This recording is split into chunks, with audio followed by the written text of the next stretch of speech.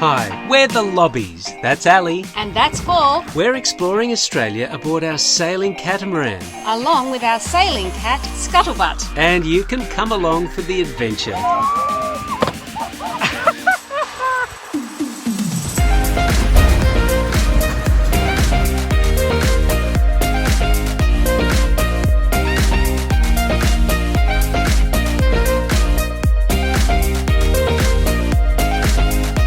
We're Champagne on Ice. Hit the subscribe button to see our regular clips.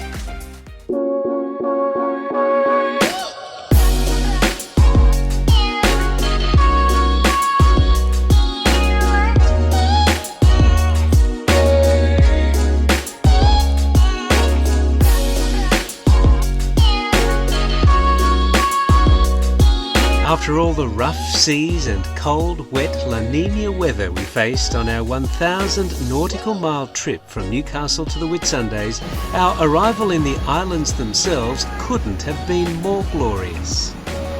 It was calm and sunny as we pointed our bows into the Whitsunday Passage, following in the wake of Lieutenant James Cook, who charted the area from the deck of the Endeavour 252 years ago.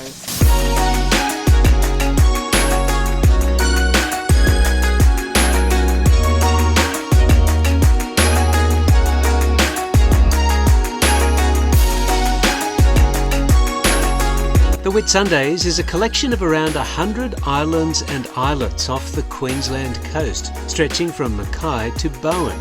Apart from a few resorts, most of the islands are national parks with fringing coral and protected from ocean swell by the Great Barrier Reef. This time we're sailing from Shore Island to Airlie Beach, then over to Whitsunday Island and Syd Harbour, and then up to Manta Bay on Hook Island. We first came to the Whitsundays and hired a sailing boat 21 years ago, falling in love with the islands, corals and sandy beaches, and have visited several times since. We love this place so much, we even got married here, holding the ceremony with family and friends on the tall ship Solway Lass.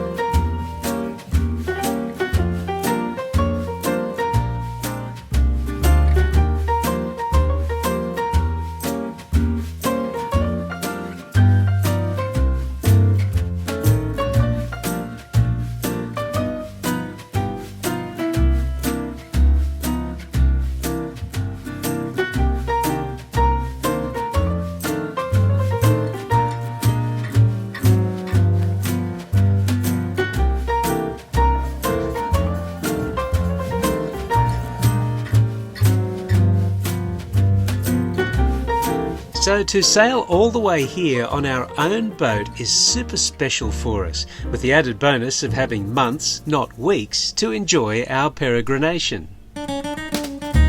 Our first stop this time was Coral Sea Marina at Airlie Beach, and as we were sliding in between the hefty rock walls that protect the boats inside from the worst Queensland weather, we got a glimpse of our wedding ship, the Solway Lass, that's still operating for multi-day tourist voyages.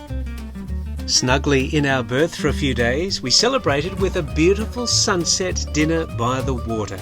It's such a pretty spot at the end of the day, enjoyed by locals and visitors alike.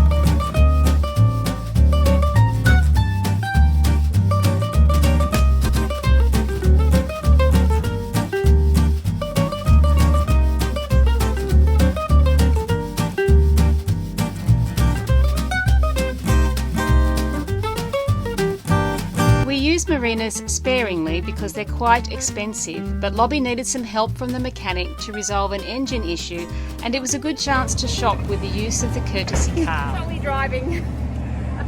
Well, we're here at Coral Sea Marina borrowing the courtesy car today to do some provisioning, and check it out, it's a blast from the past. Beautiful big red Hilux. We used to have a red Hilux in the past, so it's a bit nostalgic today, hopping in the big red truck. It is. Coral Sea is a beautiful marina housing more than 500 vessels. It's a busy hub for people hiring boats for holidays and embarking on day trips out to the islands. There's also a slipway with a travel lift. And it's home to some of the most impressive super yachts. There's no point having boat envy here because someone will always have a bigger one. A boat, that is.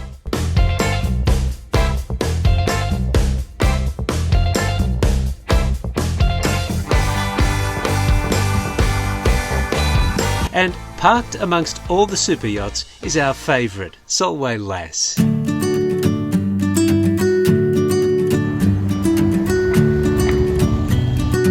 Airlie Beach is a vibrant little holiday town with bars, tour booking outlets and souvenir stores. They say it's a drinking town with a sailing problem. It has a nice relaxed feel with markets by the beach, cockatoos that like riding bikes, and plenty of palm trees to frame the picture-perfect sunsets.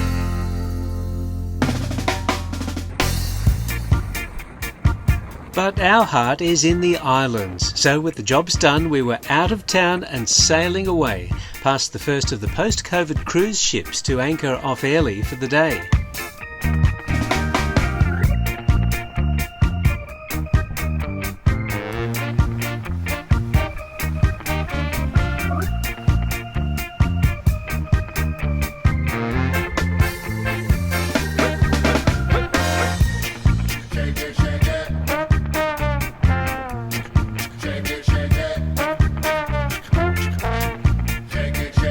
After a nice sail across the passage, we anchored in Sid Harbour at Whitsunday Island, a place that hit the headlines for a string of shark attacks in 2018. It's still recommended people don't swim here, but it's still a beautiful spot.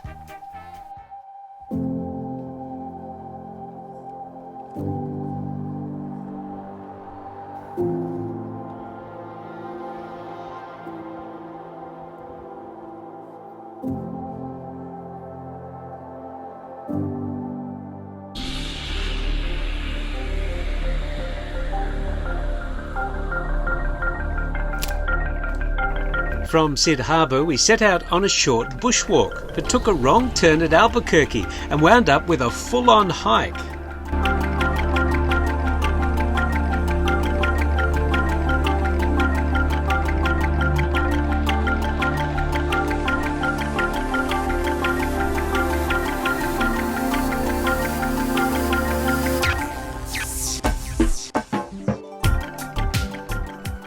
But what a delightful long cut that led us to the highest peak in the area at 437 metres tall. How are you feeling? Great. We've made it to the top of Whitsunday Peak and the views are, what would you say? Well, we accidentally took the wrong trail and serendipitous. The Yeah. views are spectacular. You can see the whole passage, all the islands. Yeah, it's a slightly tough walk, but well worth it. Yay. 360-degree views across the entire Whitsundays. What a great way to get our bearings.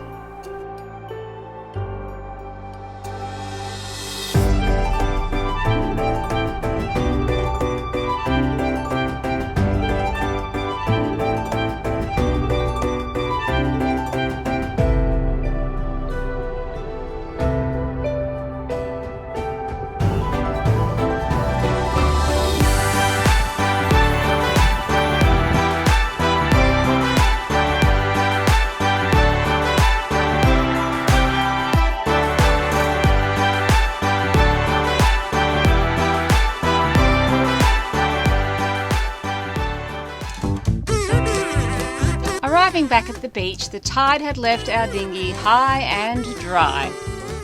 A quick drag had us floating again, and we arrived home to a warm welcome from Scuddles, who was no doubt ready for her dinner. Sid Harbour's a great place to explore by dinghy and kayak. Large mangrove trees stand tall like something out of Day of the Triffids.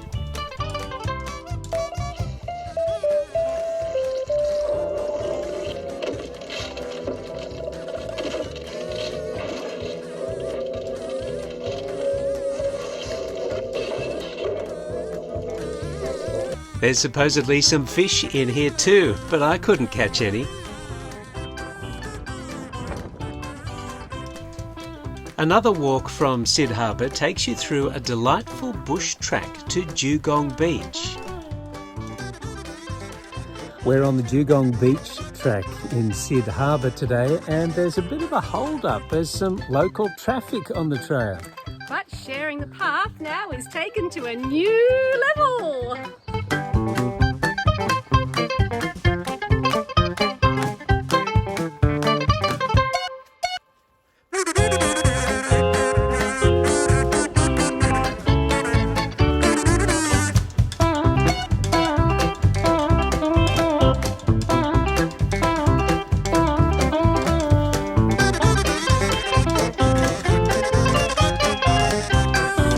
After leaving Sid Harbour, we sailed over to nearby Hook Island to a stunning little place called Manta Ray Bay.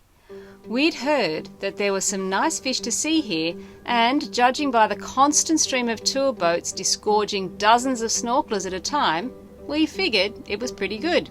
But when we jumped in, we were blown away by the friendly locals.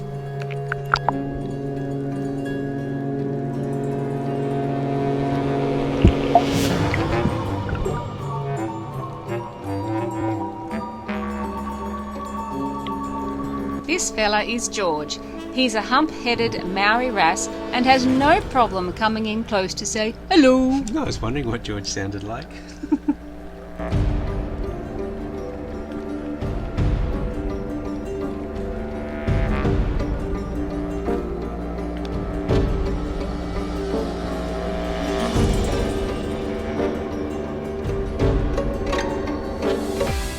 Next time, the whales come out to play as our island hopping continues. Some of our great buddies drop in for a visit. We take you on another epic hike.